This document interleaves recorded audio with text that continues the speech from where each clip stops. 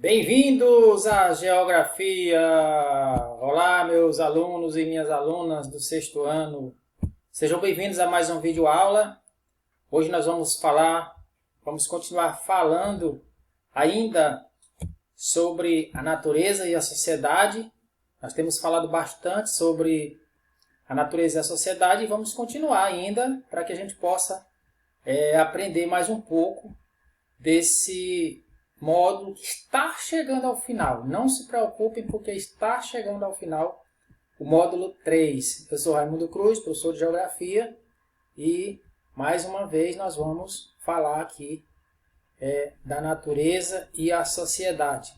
Nós falamos na última aula das transformações de larga escala e que podem terminar com os recursos da natureza. As transformações feitas pelo homem e por outros meios e outros fatores, elas podem acabar com alguns recursos da natureza. Nós citamos o caso da água, o recurso hídrico, a água, e que pode estar chegando ao final daqui mais alguns anos, não sabemos, depende da demanda que vai ocorrer daqui para frente. Mas a água, por exemplo, é um recurso hídrico vital para o ser humano. Eu dizia na última aula que sem água não existiria vida sobre a Terra, sobre o planeta. Por quê? Porque a água é um recurso vital para o ser humano, é indispensável para o ser humano. Você não pode ficar muito tempo sem ingerir água, líquido de modo geral, mas estamos falando da água nesse momento, certo? É também um fator determinante para o desenvolvimento de diversas sociedades. Ou seja, diversas sociedades elas se desenvolveram ao longo dos tempos dependendo da água, de onde estava esse recurso em maior quantidade. Tá certo? Então, dependendo desse recurso em maior quantidade, esse recurso hídrico, a água, as sociedades se desenvolveram mais ou menos, Onde tinha mais água, elas se desenvolveram mais. Onde tinha menos água, elas se desenvolveram menos. Até porque não poderiam ficar muito tempo num lugar que não tivesse muita água. A água também, pessoal, é fundamental para a manutenção da vida, Como já dissemos aqui, sem água é impossível a gente sobreviver, ok? Isso nós falamos na última aula. Estamos recapitulando aqui. Pelo menos 3 slides dos que nós já falamos na aula passada, para que a gente possa fixar mais o conteúdo que nós deixamos na aula passada. Essa é a nossa aula de número 9, ok? E continuamos falando aqui da natureza e da sociedade também. A água também é muito importante em diversos setores econômicos. Nós dissemos já isso aqui na aula passada, que sem a água não haveria digamos assim, um crescimento na agricultura, principalmente a agricultura mecanizada, que ela se utiliza de um volume muito grande de água para poder produzir. A agricultura mecanizada. A agricultura, se não mecanizada, se ela não é mecanizada, mas ela tem que ser regada com água, E quando ela não é mecanizada, os produtores esperam o período chuvoso para poder produzir na agricultura. Então, a água é muito importante no que diz respeito à produção na agricultura. Na indústria, as pessoas que trabalham na indústria têxtil, só para a gente ter um exemplo aqui, clássico, A indústria têxtil, a indústria que fabrica as nossas roupas, as nossas confecções, as nossas blusas, as nossas calças, ela se utiliza de um volume muito grande de água para poder produzir ali os produtos, produzir a roupa, de modo geral, que nós já falamos. Então, sem água, é quase que impossível a produção na indústria, certo? Dependendo da indústria, pode-se utilizar mais ou menos água, mas tem que se utilizar água na indústria. Imagina só, eu dizia na aula passada, imagina só se não existisse água. Nós não teríamos peixe automaticamente, O peixe se desenvolve, nasce, cresce dentro da água E se não tivesse a água, não teríamos peixe. Sinal, uma alimentação saudável e muito gostosa. Ok? E na pecuária, gente? Olha só, na pecuária. Você fala, professor, mas se na agricultura a gente não produziria se não tivesse água, na indústria a gente não fazia nada, mas na pecuária, não dá para se produzir sem água na pecuária? Como? Não tem como. Os animais precisam beber, né? Os animais precisam se alimentar de ração, de capim, de, sei lá, do que ele pode se alimentar. E junto com isso precisa-se de água. Por isso que eu disse no início da nossa videoaula hoje, que sem água seria impossível, né?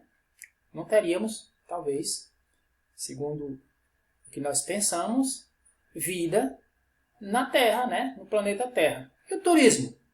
Olha, os melhores, os lugares, eu não diria mais bonitos, mas alguns lugares muito bonitos, né? Geralmente são em torno dos oceanos, dos mares, dos rios. Tem lugares bonitos também nas montanhas, né? Nos desertos, mas a maioria deles são em torno dos oceanos, dos mares, dos rios, dos lagos, né?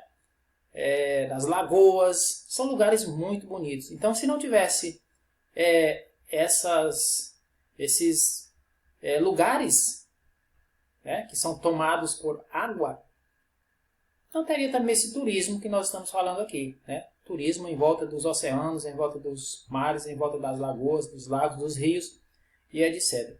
E nos transportes, né? Os transportes. Ah, mas transporte, a água é vital para os transportes? Que isso, professor? Sim.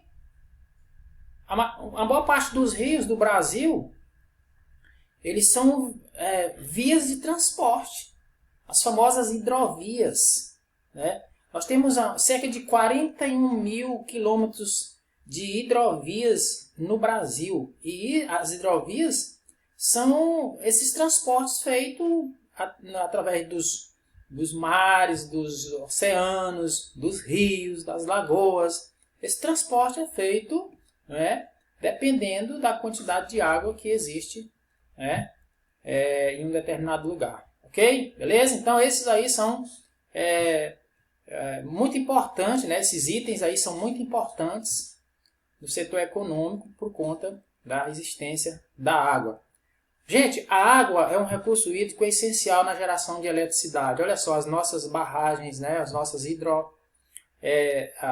hidrelétricas, elas produzem a energia, né, através da água, da força das águas dos rios, né? Os rios de planaltos, eles produzem, né, no seu curso, né, o ser humano, né, nós desenvolvemos técnicas, né, na questão das usinas, né, hidrelétricas para poder gerar energia. Então, essa energia ela é gerada através da força da água nas famosas usinas hidrelétricas, ok? O Brasil, em 2016, ocupou a terceira posição na produção de energia hidrelétrica no mundo. Olha só, ele perdeu para a China e para o Canadá, que são naquela época, em 2016, eram os dois países que ocupavam o primeiro e o segundo lugar na questão de geração de energia elétrica, né? O Brasil até então tinha era a maior usina do mundo, né? Itaipu. E depois, enfim, foi construída uma nova hidrelétrica no mundo, né? A usina hidrelétrica de Três Gargantas, lá na China, e passou a ser a maior hidrelétrica do mundo, ok? Mas o Brasil ocupou em 2016 terceiro lugar na geração de energia elétrica no mundo. Fator que destaca o Brasil no cenário mundial na produção de energia. Qual é o fator que destacou o Brasil, que destaca ainda no cenário nacional, né, na produção de energia? A grande quantidade de rios de planaltos. Olha só, acabei de falar que as usinas hidrelétricas elas são construídas nos rios de planaltos. Que rios são esses? Rios que têm lugares, né, no seu curso, né, que podem ser instaladas usinas hidrelétricas por conta da força da água, que é que tem uma velocidade muito maior do que em determinados rios e planícies. Por exemplo, o Rio São Francisco, em alguns lugares do seu curso, tem cachoeiras que a água ela anda numa velocidade bem maior do que as águas do Rio Amazonas, por exemplo. O Rio Amazonas que está situado numa planície, né? E aí é considerado um rio de planície. Aí você pode perguntar assim, então nesse rio não é propício para se construir hidrelétrica? Sim, não é propício para se construir hidrelétrica. O Rio Amazonas e outros rios que são considerados rios de planícies. Os rios adequados para se construir hidrelétricas são os rios de planaltos, né? Que tem cachoeiras, que tem lugares que a água passa com uma velocidade bem maior do que em outros. E isso, gente, a importância dos recursos hídricos para a agricultura, isso torna o Brasil um dos maiores produtores mundiais de gêneros agrícolas. Isso porque depende desse recurso hídrico muito importante que é a água. Veja a importância da água, né? Até na geração de energia elétrica, né? Essa energia que nós estamos consumindo agora, né? Está sendo gerada nesse momento em uma hidrelétrica, né? Seja na de Boa Esperança, no nosso estado, né? E em outras que temos no Rio São Francisco, e por aí vai, ok? Destaque para a cana-de-açúcar no setor agropecuário, né? A soja, o milho, a mandioca, a laranja, arroz e outros produtos aí na área da agricultura que é destaque no Brasil, ok? Algumas áreas agrícolas estão próximas de rios, grandes áreas irrigadas. As grandes áreas irrigadas geralmente estão próximas de rios, porque utiliza-se ali a água desse rio ou desse lago, né, para se produzir na agricultura. Aí, gente, nós queríamos falar das hidrovias. Nós já falamos um pouquinho sobre as hidrovias, né, navegação pelos rios, mares e oceanos. Né, são as vias de transporte bastante vantajosas. Por que são vantajosas? Vantajosa não é o avião, não é o carro, o ônibus, sei lá, né? Não é isso que é mais vantajoso? Não.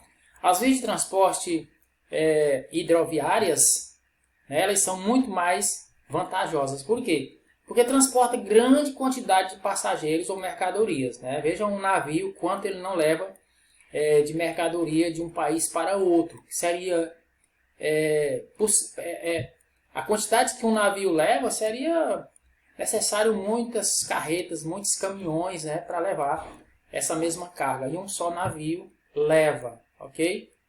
E também na questão do transporte de seres humanos, né, e de outros animais também, de, sei lá, carga de modo geral. Então, essa é uma via de transporte bastante vantajosa por conta disso, ok? Grande contribuição no escoamento da produção para a exportação, né, para levar de um país para outro, já falei.